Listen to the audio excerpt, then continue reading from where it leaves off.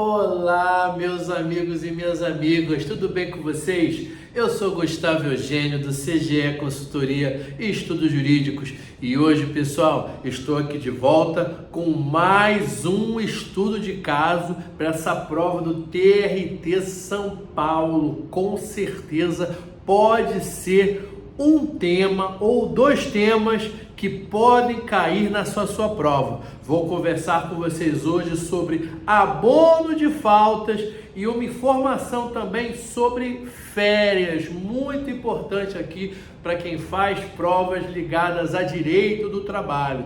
Agora, pessoal, se você já está inscrito aqui no nosso canal, você já sabe que toda semana tem conteúdo novo de direito do trabalho, processo do trabalho, sempre voltado para a prova de TRT, prova da OAB, que sempre são o mesmo assunto, e também prática trabalhista, porque seja a prova do OAB e TRT, as bancas examinadoras, as bancas de concurso, elas sempre querem conhecer a prática trabalhista e se a candidata ou se o candidato, eles conhecem essa prática porque é o que se usa no dia a dia e por isso que eles perguntam nessas provas. Você já sabe, você já está inscrito. Agora, se você não está inscrito, não perde tempo, se inscreva aqui no nosso canal para que você sempre esteja recebendo esse conteúdo. E se você já gostou da aula de hoje, já gostou desse tema que é abono de faltas e também férias, dá um like nesse vídeo e aproveita. Compartilhe esse vídeo com outras pessoas para que elas também tenham esse acesso a todo esse conteúdo. E aproveita, minha amiga, meu amigo, compartilhe esse vídeo. Esse vídeo será muito importante, vai ajudar os seus amigos e as suas amigas. Olha só, vamos conversar aqui sobre esse estudo de caso. Olha só o que aconteceu nesse estudo de caso. O examinador nos falou o seguinte: existiu uma empresa com 4 colaboradores. Esses 4 colaboradores, eles faltaram. E olha o motivo de cada ausência de trabalho de cada um.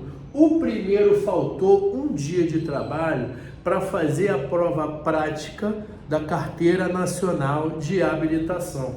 A segunda funcionária, ela faltou para tirar o título de eleitor.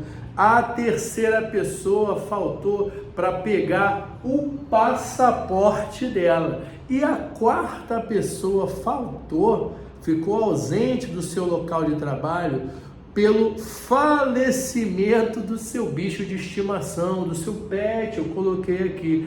Aí o examinador da banca, da prova da OAB, ele quis saber o seguinte: ele estava falando sobre abono de faltas. O que ele queria saber? Ele queria saber se esses colaboradores que faltaram, se estiveram ausentes do seu local de trabalho por esses motivos que eu falei aqui para você, se essas faltas elas são passíveis de serem abonados.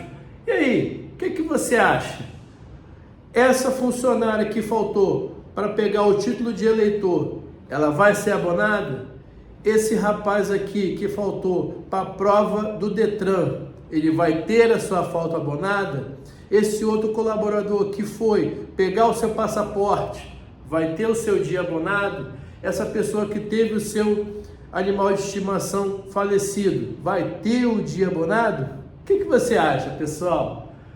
Será que você acertou essa questão? Será que você acertaria essa questão? Para você acertar essa questão, minha amiga e meu amigo, você tem que fazer o seguinte: você terá que ir lá no artigo 473 da CLT. É o artigo que fala de abono de falta. Quando nós conversarmos sobre abono de falta, você vai lá no artigo 473. Porque olha só, Para quem está aqui, para jovem advogado e para quem não conhece o raciocínio jurídico, deixa eu te contar uma história da prática trabalhista. Se você faltar, a regra é a seguinte: se você faltar, esse dia que você faltou, você será descontado. Nem todo mundo consegue perceber isso. Por quê? O seu salário, o cálculo do seu salário, o cálculo da sua remuneração que você recebe mensalmente é com base nos dias trabalhados. Muitas vezes na Justiça do Trabalho, o reclamante ele reclama no RH ou ele entra com ação dizendo que ele teve o salário dele descontado. Quando você vai ver, o salário dele foi descontado porque ele faltou. Aí, ou ele levou atestado, ou ele não levou atestado, depende de cada dia. Logicamente, quando a pessoa leva o atestado, provavelmente essa falta será abonada. Mas se a pessoa, em regra, não levou o atestado, esse dia o empregador não é obrigado a abonar. O empregador vai dar falta e vai descontar. Isso não quer dizer que o empregador ele não possa abonar. Se ele quiser e for da vontade dele, ele pode até abonar, mas em regra ele não abona, ou ele não pode abonar. Essa é a regra. Esse é o primeiro raciocínio jurídico que isso precisa estar fincado na sua mente. Agora, a CLT nos trouxe exceções a essa regra, né? Qual é a regra que eu falei? Você faltou, você vai ser descontado. A exceção é atestado. A segunda exceção são as previstas no artigo 473 da CLT. Alguns exemplos clássicos que nós podemos dar de abonos previstos na CLT, abonos previstos em lei, que para que o funcionário ele não seja descontado, para que o funcionário para que essa falta desse funcionário seja abonada. Quando ele casa, tem abono. Quando falece ascendente, descendente, cônjuge ou irmão, ele também pode ter esse dia abonado. Já falei do filho quando o filho nasce. Quando ele vai prestar serviço militar, também tem abono de faltas.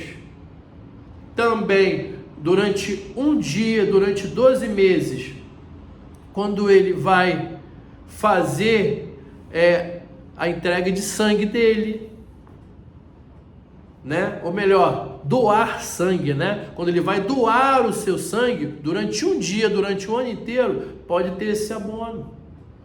Existem vários exemplos aqui. Outro exemplo, quando a pessoa vai tirar o título de eleitor, é uma possibilidade. Então, pessoal, vocês perceberam aqui que eu até já dei a resposta. Nesses exemplos que eu dei para você aqui, constava, quando eu falei que podia faltar no caso de ausência de ascendente, descendente, cônjuge ou irmão, eu coloquei a possibilidade de ausência quando seu animal de estimação ele falece? Não falei porque não existe nenhuma previsão que autorize a falta, que abone a falta quando o seu animal de estimação ele falece.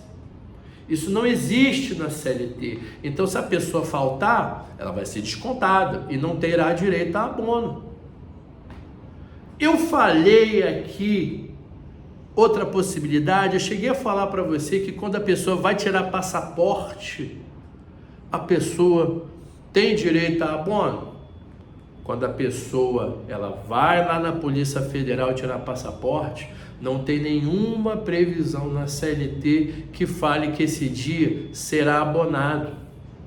Outro exemplo aqui, eu falei alguma hipótese quando a pessoa vai fazer prova do Detran para tirar a Carteira Nacional de Habilitação? Também isso não tem previsão na CLT.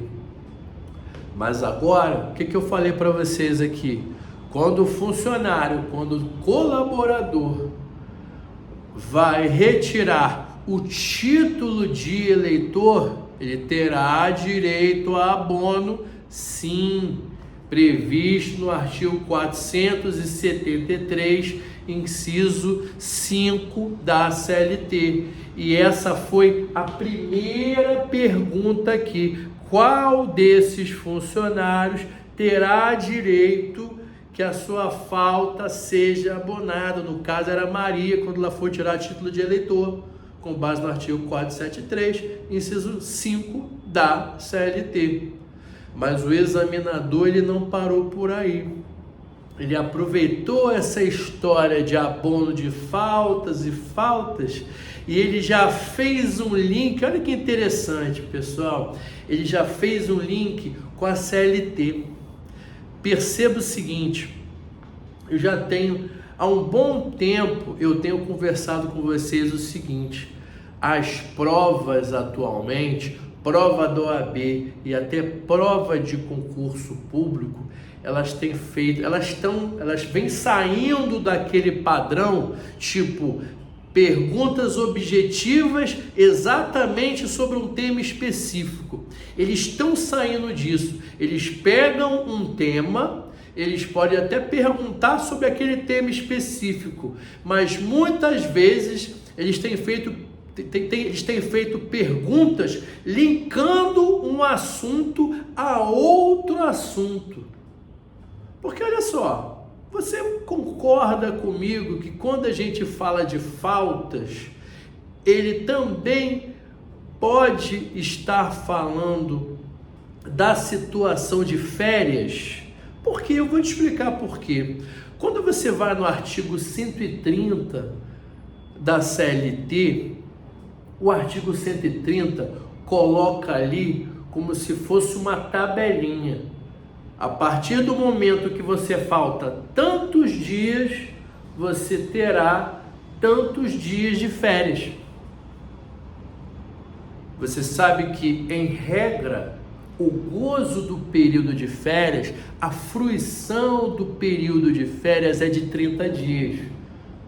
Tem as suas variações, pode reduzir, o funcionário ele pode receber aquele abono de férias, pode vender férias, pode partir essas férias, tudo bem. Isso é um outro momento para nós nos aprofundarmos de forma bem direta nessa parte de férias, mas eu quero conversar com você mais nesse momento, quando a gente fala de férias e fazer esse link com as faltas.